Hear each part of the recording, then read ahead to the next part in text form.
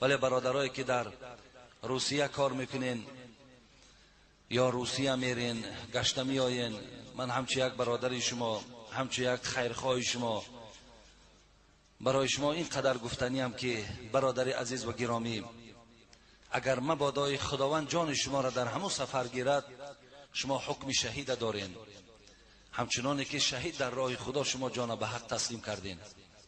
به شرطی که اگر شما در همون دولت ها رفته و همون ایمانداری که در همینجا داشتین، همون خداپرستی که در همینجا داشتین، شما همین را در همونجا دوام تیین.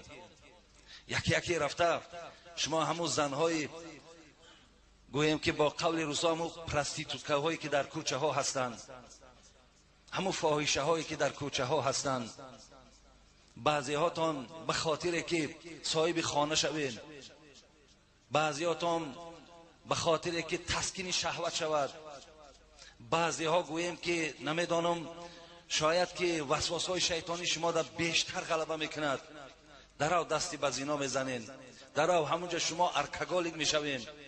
بسیاری از جوانای تاجیک میگن، بسیاری تاجیکا را میدانیم که در قطار همون روزهایی که در کوچه ها خواب میکنن، در کوچه ها مینشینن، فرزندای تاجیک هم برابر اونا هستند. برادرای عزیز و گرامی، کوشش کنید که شما برای نفقه میروید، خداوند برای شما رزق انشاءالله میرساند اگر شما تازه باشین. حتی ببینید همون مردم روس خودش از همین شراب نوشا بیزار شدگیان، برای اونا این خیلی کارگر شراب نوش هم در کار نیست. حتی بچه‌ای که نماز میخواند، بچه‌ای که حرام در نمیرود، همون مردم روس باید دوست بداره، با همون خیلی کارگر برای خودشون باور میکنن. بچه‌ای را میدونم به خدا میگفتن که حتی کلید همون جای پولهاش در من باور کرده است، در دست من دادگی است. به خاطر که من 5 وقت نماز میخوانم، به خاطر که من خیانت ندارم، در من که نه اولاد نه اجدادش هستم، در من باوری حاصل کرده است. ببینید این باوری را در دل کی در آورد؟ همون خدایی که تو باید عبادت میکنی و ایلا کی تو را باور میکند 10 تین 1 سومی روسی در دست نمیتیه. همه این به خاطر پاکی شما، به خاطر تازه گشتن شما. برای این دادرای عزیز در اونجا صبر کنید، شما صبر کنید. منم میدانم ما هم انسانیم، اینها را همش احساس میکنیم.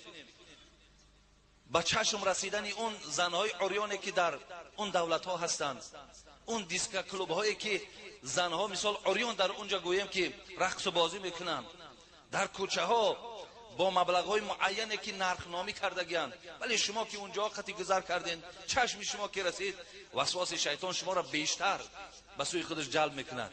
ولی کوشش کنید این سخنها را در گوشتان گیرین و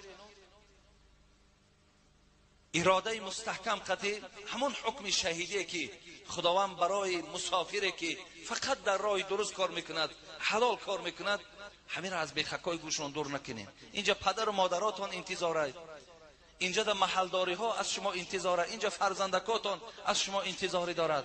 شما رفته در اونجا این مشغولیت ها را که شوین، بعد خدا زده میشوین، بعد دیگه الله که خداوند شما در نظر رحمت ندارد، دیگه آن چیزی که دریاب میکنین دیگه او پولم در دستم باقی نمیمانه. ولی من نو 4-5 روز پیش در دوشنبه مجلس بود، حضور داشتم، 1740 دختری تاجیک ما کسل پیچیدگیان، 1740 نفر. ولی بسیارش از همون جمعه آوردن این کسل ها را از مهاجرت.